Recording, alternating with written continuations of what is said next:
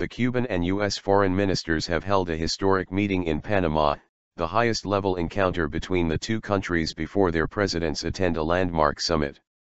The U.S. State Department's Twitter account published a picture of John Kerry, Secretary of State, and his Cuban counterpart Bruno Rodriguez looking at the camera with straight faces as they shook hands late on Thursday, on the eve of the Summit of the Americas.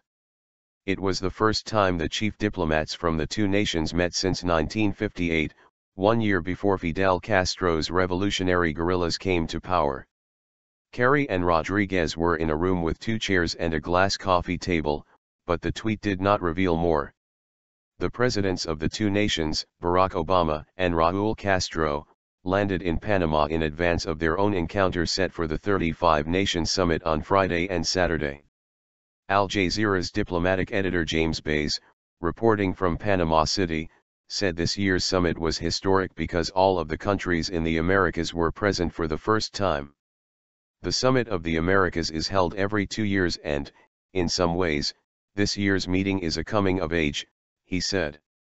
A lot of attention will be on the relationship of those two countries. Diplomatic thought. Obama was moving closer to removing a major hurdle in the US-Cuba diplomatic thaw, as a U.S. Senator indicated that the State Department recommended removing Cuba from a list of state sponsors of terrorism. Senator Ben Cardin, a leading member of the Upper Chamber's Foreign Relations Committee, said the removal was an important step forward in our efforts to forge a more fruitful relationship with Cuba. During a trip to Jamaica before heading to Panama, Obama confirmed that the State Department had completed a review of Cuba's inclusion on the list, but that he declined to say what its recommendation was. Having Cuba's name on the list has been a major sticking point in negotiations aimed at reopening embassies, which closed after the foes broke relations in 1961. The blacklisting means that Cuba is subject to a ban on weapons exports and economic aid as well as financial sanctions that make it difficult to get World Bank and other loans. Cuba was first put on the list, which also includes Syria, Sudan, and Iran, in 1982 for harboring ETA Basque separatists and Colombian FARC fighters. Obama said the overall talks on establishing diplomatic relations with Cuba was moving along as he expected. An announcement about the terror list during the Panama City summit would add to the historic symbolism of the gathering. The meeting will mark the first time that a Cuban leader attends the event. Before Cuba can be removed from the list, Congress will have 45 days to decide whether to override Obama's recommendation. U.S. politicians who have been critical of the diplomatic détente could seize on the review of the list to further attack Obama's Cuba policy. Speaking to Al Jazeera, Juan Carlos Hidalgo, a Latin American policy analyst at the Cato Institute, said US-Cuba negotiations had been held in secret, so we don't know what's going to happen.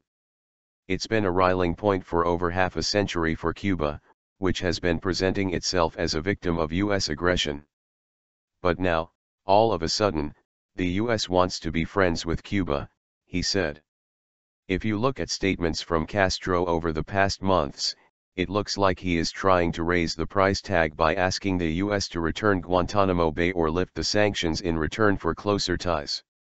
In January, Castro said that Cuba would not improve relations with the U.S. unless it returned the Guantanamo Bay naval base and military prison to Cuba and lifted the 5-decades-old sanctions.